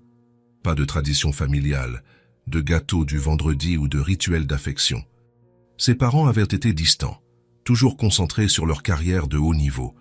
Il avait grandi avec une succession de nounous, puis dans des internats chers mais froids. Mais maintenant, il créait de nouveaux souvenirs, de nouvelles traditions, avec Léa et Ellie. « Et toi ?» demanda Léa. « Comment était ton enfance ?» Nathaniel haussa les épaules, un geste désinvolte cachant des années de solitude, solitaire. Mes parents voyageaient constamment. Réunions, conférences, événements sociaux. Je passais plus de temps avec les employés qu'avec eux. J'ai appris très tôt à me débrouiller seul, à n'avoir besoin de personne. Ça a dû être très difficile pour un enfant. Ça a été normal pour moi. Je ne connaissais rien d'autre. Je pensais que toutes les familles étaient comme ça. » Il fit une pause, regardant Ellie. « Mais maintenant je comprends ce que j'ai manqué. En te voyant avec elle, en voyant à quel point tu te soucies d'elle, comment tu es présente à chaque petit moment, je vois enfin ce qui a manqué dans ma vie. » Léa le fixa de ses yeux bleus clairs remplis de compréhension et d'empathie. « Tu as une seconde chance maintenant, » dit-elle doucement. « Avec Ellie, tu peux lui donner tout ce que tu n'as pas eu. Tu peux être le père dont tu avais besoin quand tu étais enfant. Je le veux, admit Nathaniel, la voix chargée d'émotion. Je veux tellement qu'elle grandisse en sachant qu'elle a quelqu'un, qu'elle n'est jamais seule, qu'elle a toujours un endroit où retourner. Elle le sait déjà. » Léa sourit avec tendresse. « Regarde comment elle te regarde. Tu es déjà son monde, Nathaniel. » Quelque chose se serra dans sa poitrine. Il n'était pas encore complètement habitué à l'intensité de ses sentiments. À quel point il s'attachait, à quel point ces deux personnes comptaient pour lui. Ellie laissa tomber les cubes et commença à ramper vers Léa. Ses mouvements étaient encore un peu désordonnés, mais elle devenait plus rapide et plus sûre d'elle chaque jour. « Regarde-moi ça, » dit Léa en ouvrant les bras. « Viens ici, mon amour. » Ellie arriva jusqu'à sa mère et s'agrippa à sa jambe, essayant de se lever avec détermination. Léa l'aida, tenant ses petites mains pendant qu'Ellie parvenait à se tenir debout, chancelant légèrement mais gardant l'équilibre. « Chaque jour plus forte, » commenta Léa avec une fierté maternelle. Bientôt, elle courra partout dans la maison, semant le plus grand chaos. « Il faudra que je mette plus de protection alors, » dit Nathaniel, cataloguant déjà mentalement les risques. « Tu as déjà mis des protections sur littéralement tout, » Léa rit. « La semaine dernière, tu as passé un samedi entier à rendre la maison à l'épreuve des bébés. On n'est jamais trop prudent quand il s'agit de sa sécurité. » C'était un projet que Nathaniel avait pris très au sérieux. Il avait parcouru chaque pièce de la maison, identifiant chaque danger potentiel. Les prises, les coins de meubles, les tiroirs qui pouvaient pincer les doigts, les escaliers, les portes. Il avait acheté un arsenal complet d'articles de sécurité pour enfants et avait tout installé avec une précision méticuleuse. Léa s'était réveillée ce samedi-là et avait trouvé la maison complètement transformée en un paradis sécurisé pour bébé. Elle avait ri de son dévouement, mais elle avait aussi pleuré.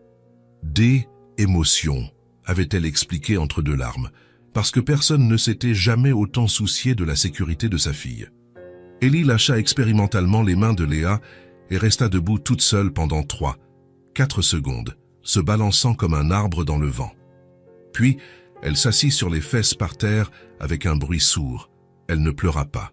Elle regarda simplement autour d'elle, surprise, comme si elle ne comprenait pas bien ce qui était arrivé à la gravité. « Oups !» dit Léa avec tendresse. Tombée assise par terre, Ellie tapa dans ses mains et rit, adorant la réaction de sa mère et transformant la chute en jeu. Nathaniel descendit du canapé et s'assit par terre aussi, complétant le triangle avec Léa et Ellie au centre. « Viens ici, Ellie » appela-t-il en tendant les bras dans sa direction. Le bébé tourna la tête pour le regarder et sourit. Ce sourire édenté et spontané qui faisait fondre toutes les défenses que Nathaniel essayait encore de maintenir autour de son cœur. Elle rampa dans sa direction, rapide et déterminée, avec la mission claire d'atteindre sa destination. Quand elle atteignit Nathaniel, il la prit dans ses bras et elle lui attrapa immédiatement le visage avec ses deux petites mains, lui serrant les joues avec une force surprenante pour une enfant si petite. « Aïe !» dit-il en feignant la douleur et en faisant une grimace exagérée. « Tu es très forte, tu sais ?» Ellie rit aux éclats, un son aigu et joyeux qui résonna dans le salon et remplit chaque coin vide de l'immense maison. « Elle adore te faire ça », commenta Léa, observant l'interaction avec un sourire. « Je crois qu'elle aime sentir ton visage. Confirmer que tu es réel, que tu es vraiment là. » Nathaniel prit délicatement les petites mains d'Ellie, les embrassant chacune avec tendresse. Le bébé l'observait de ses immenses yeux bleus et curieux, si semblables à ceux de sa mère que cela faisait parfois mal de regarder. « Salut, petite !» murmura-t-il, juste pour elle, et puis c'est arrivé. Ellie le regarda droit dans les yeux. Elle soutint son regard avec une intensité étrange pour une enfant si jeune. Et avec toute la clarté qu'un bébé de presque 1 an peut avoir, elle dit « Papa !» Le monde entier s'arrêta de tourner. Nathaniel resta complètement immobile, figé, n'en croyant pas ses oreilles. Son cœur s'arrêta pendant une seconde entière. Elle vient de... » commença Léa, la voix tremblante et incrédule. Élie tourna son petit visage vers sa mère et avec le même ton clair et intentionnel dit « Maman ». Puis elle regarda de nouveau Nathaniel, comme si elle voulait s'assurer qu'il avait bien entendu, et répéta « Papa ». Ce n'étaient pas des sons de bébé aléatoires. Ce n'étaient pas des babillages sans sens ou des syllabes accidentelles. C'étaient des mots, intentionnels, dirigés, chargés de sens. Nathaniel sentit ses yeux brûler intensément. Il cligna des yeux à plusieurs reprises, essayant désespérément de retenir ses larmes, mais il n'y parvint pas. Elles vinrent quand même. Léa avait les mains sur la bouche, ses propres yeux brillants d'émotion. « Elle l'a dit », murmura Léa, la voix brisée. « Elle nous a appelés. Elle a vraiment dit. » Sa voix se cassa complètement, étouffée par des sanglots contenus. Élie, réalisant qu'elle avait provoqué une grande réaction chez les adultes autour d'elle, sourit fièrement. Elle tapa dans ses mains pour fêter ça et répéta, maintenant comme si elle jouait « Maman, papa ». Nathaniel ne put plus rien retenir. Les larmes se mirent à couler librement sur son visage. Il attira Élie dans une étreinte serrée, l'enveloppant complètement, enfouissant son visage dans ses cheveux doux qui sentèrent le bébé. Léa s'approcha en rampant sur le tapis, les enlaçant tous les deux dans une étreinte familiale. Elle pleurait aussi, des larmes silencieuses mais abondantes coulant sur son visage. « Elle nous voit comme ses parents », dit Léa, la voix étranglée par une émotion pure. « Vraiment. Non pas parce que quelqu'un lui a dit que nous le sommes, non pas parce que nous lui avons expliqué, mais parce que c'est sincèrement ce que nous sommes pour elle. » Nathaniel hocha la tête, complètement incapable de former des mots. Quelque chose de fondamental en lui s'était rompu. Tous ces murs soigneusement construits pendant 36 ans, tous ces mécanismes élaborés de défense émotionnelle, toutes ces excuses rationnelles sur le fait de n'avoir besoin de personne, tout s'effondra instantanément à ce moment-là. Parce qu'il était père, pas sur le papier officiel, pas par la biologie ou la génétique, mais de la seule manière qui comptait vraiment. Il avait consciemment choisi d'être père, et Élie avait choisi, avec la sagesse inexplicable que les jeunes enfants ont parfois, de l'accepter comme tel. « Je l'aime », dit-il finalement, la voix rauque et brisée. « Je l'aime tellement, et je t'aime tellement. Je ne savais même pas qu'il était possible pour un être humain de ressentir ça. Je ne savais même pas que ce genre d'amour existait. » Léa embrassa le côté de son visage, mêlant ses larmes aux siennes dans un geste d'une profonde intimité. « Je t'aime aussi », murmura-t-elle contre sa peau. « Tu nous as sauvés alors que nous n'avions plus rien. Tu nous as littéralement sauvé la vie. Et ensuite, tu nous as donné bien plus qu'un abri. Tu nous as donné une famille. Vous m'avez sauvé aussi, répondit Nathaniel avec une conviction absolue. J'y étais mort à l'intérieur. Je fonctionnais, je respirais, j'existais, mais je n'étais pas vraiment vivant. Et vous m'avez ramené à la vie. » Ils restèrent ainsi de longues et précieuses minutes, enlacés sur le sol du salon, avec Élie en sécurité entre eux. Le bébé avait cessé de parler et se blottissait simplement entre les deux, complètement satisfait et en sécurité. Nathaniel pensa à quel point sa vie avait radicalement changé.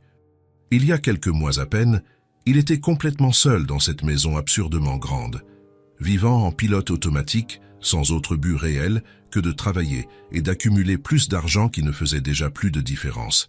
Et maintenant, il avait ça. Il avait une fille qu'il appelait papa avec de l'amour dans les yeux. Il avait une femme extraordinaire qu'il aimait profondément. Il avait une famille réelle et véritable. Ce n'était pas la famille parfaite des publicités télévisées. Ce n'était pas la famille traditionnelle que la société attendait ou approuvait automatiquement. Mais elle était réelle. Elle était authentique. Était la leur. Et elle était absolument parfaite, exactement telle qu'elle était, dans son imperfection. « Nous sommes une famille », dit Léa, verbalisant la pensée que tous les trois partageaient. Une vraie. Peu importe ce que n'importe qui d'autre dans le monde pense ou dit. Nous sommes une vraie famille. Nous le sommes, acquiesça Nathaniel avec une certitude inébranlable. Et nous le serons toujours. 3 jours plus tard, un mercredi matin, tranquille, Nathaniel demanda à Léa de s'asseoir avec lui dans le salon. Élie faisait la sieste à l'étage, dormant enfin après une matinée particulièrement agitée. Léa s'assit sur le canapé, devinant à son visage que C était quelque chose de sérieux. « Il s'est passé quelque chose ?» demanda-t-elle, une pointe d'inquiétude dans la voix. « Non, rien de mal. » Nathaniel prit une profonde inspiration, choisissant soigneusement ses mots. « J'ai réfléchi, depuis ce jour-là, quand Ellie nous a appelés maman et papa. » Léa attendit, lui laissant l'espace pour continuer. « Je veux reconnaître Ellie comme ma fille, » dit-il, directement et clairement. « Officiellement, légalement. Je veux l'adopter. Je veux que mon nom soit sur son acte de naissance en tant que père. » Léa retint son souffle. « Nathaniel, je sais que c'est une grande décision, » continua-t-il rapidement. « Et je comprends si tu as besoin de réfléchir, ou si tu penses que c'est trop tôt, ou « Tu es sûr ?» l'interrompit Léa, les yeux brillants. « Absolument sûr, parce que c'est pour toujours. C'est un engagement légal et émotionnel sans retour possible. » Nathaniel se pencha en avant, lui prenant les mains. « Elle est déjà ma fille dans mon cœur, Léa. Elle l'est depuis cette nuit de fièvre, peut-être même avant.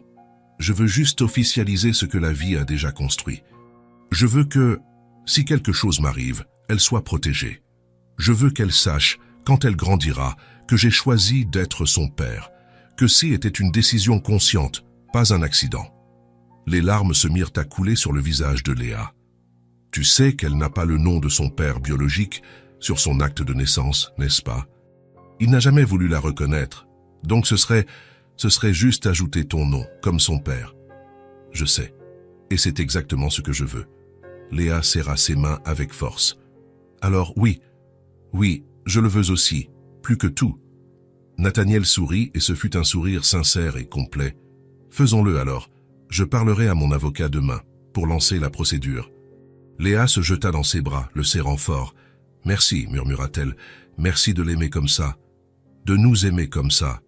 Merci de me laisser faire, répondit-il.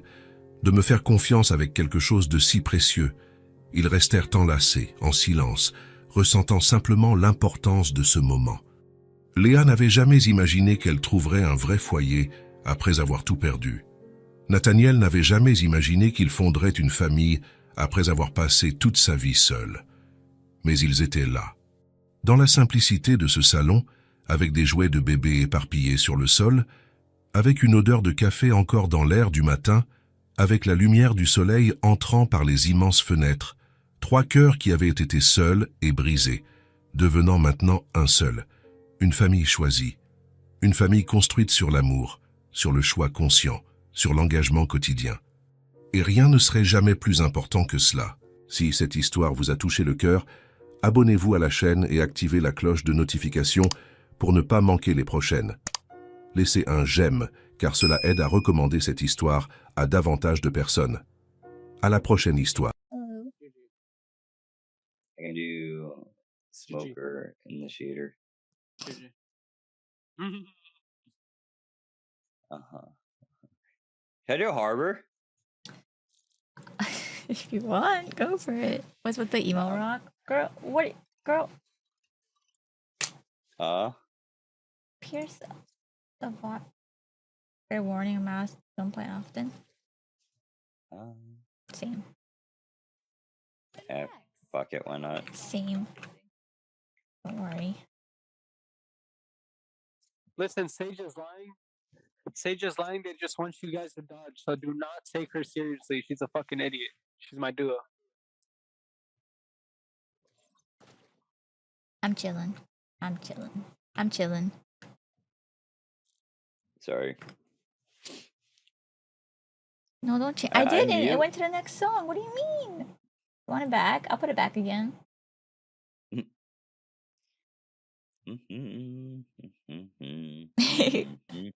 Actually, I'll just play them. We'll just do popular. The other team's dodging, I think.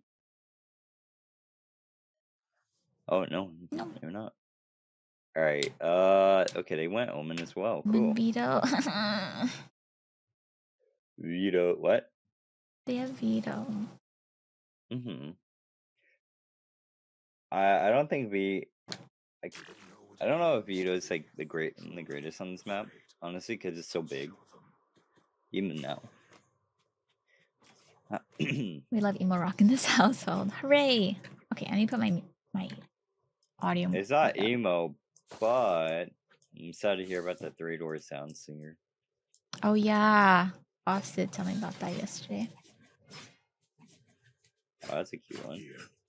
Oh, that is cute. Actually, Airbnb. Mid. Watching There's this. no A or B, Mid. it's mid. Mid every time? Yes. okay. I like it. Set up party. But our Sage is throwing, I'm just letting you know because how dog shit she is. Do I need to save this Sage? No. He seems kind of toxic. Well, it's gonna be by orange, I think. Time out. No, I have a thing. Spikes down. One's close to you. Find it. One's the orange box. Accuracy.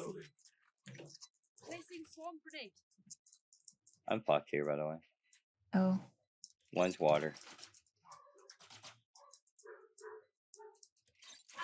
Turret down.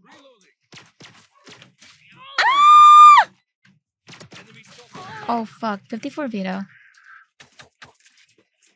One enemy Behind remaining. you. Last Oh. player standing. 30 on Spike.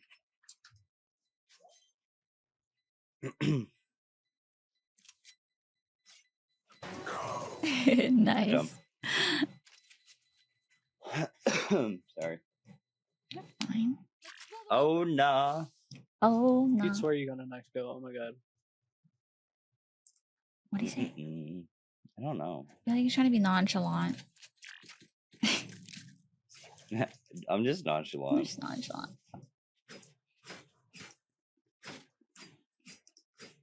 Listen to like, a lot of emo rock. Was never emo, but that's my childhood. I listened to a lot of Shakira growing up because my mom always had it on, or like just You grew up in a bachata, Latina. just bachata. Placing sentry. Sage is here. Just on mid, I think.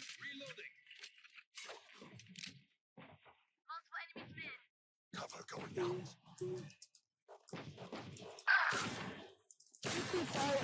55 right now. Oh my What? god. Spike down mid. Oh my god, I feel like that's... I need to turn this guy down. Flash out.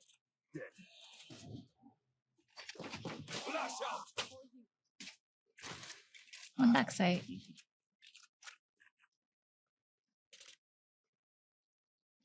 One enemy One remaining.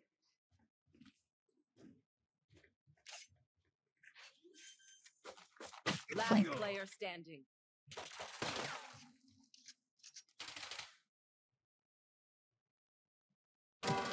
Nice. Nice. Dog shit. I I got your backs. Just, this dude you like know, from the front. got 2 perfect shots. Oh, marmalade. You should name an ice cream flavor yeah. after you. The Alicia. The Alicia special. What would I taste like? What would my ice cream taste like?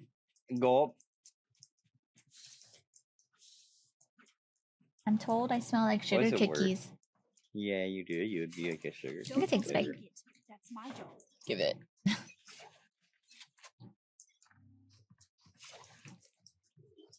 Turret out. Pomegranate, probably. Oh, Enemy spotted. A. delicious. Placing swarm grenade. Dude, what? Placing alarm bot. My god, did he come out? Spike down A. Blocking sight. Healing. Last player standing. It's just in a whole lot of like Barrier. moving around.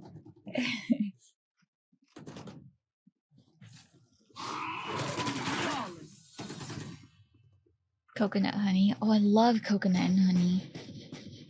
Macadamia vanilla. Mm. Oh my god, Nutella. You did it. Hello. Man. I need to save. Oh. I'll buy you let me buy you something. No. Like a share. Yes. No, but that. Girl. Sheriff? saving. Okay, Can I okay. get this? I didn't Oh buy my a God. shield. Oh, Nice shot. Placing sentry. One gonna be left side, I think.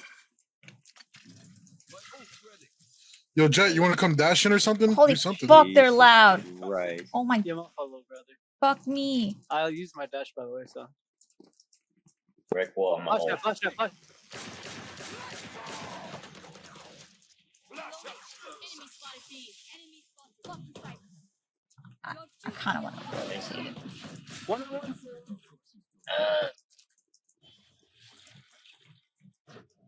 We could rotate.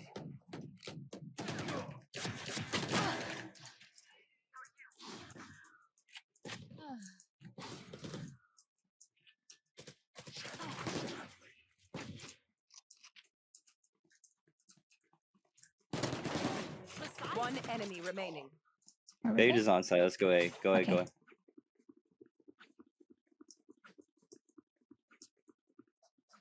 Careful tunnel.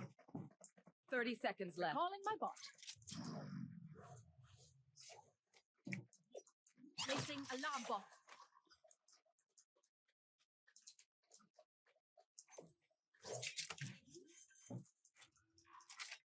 I'm gonna go this way. Spikes down.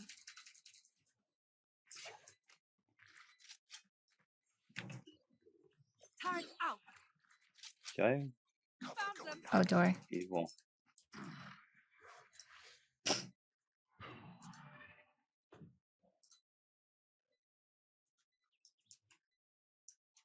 You have ammo too. Okay, go. Mhm.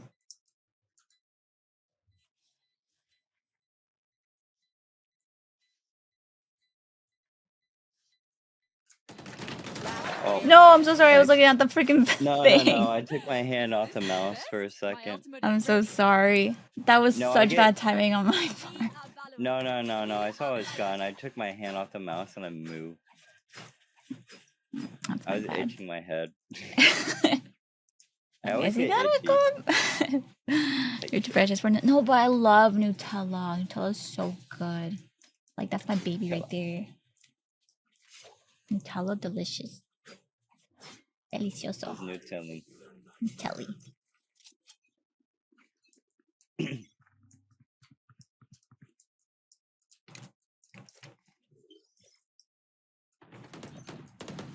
Alarm bot out.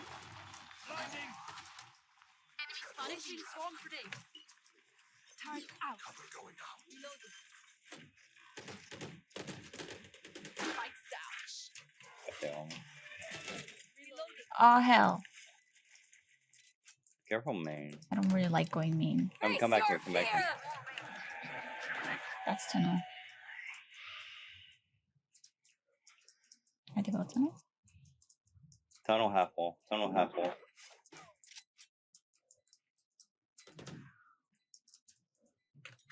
Both on site. One enemy remaining. Removed. Oh nice.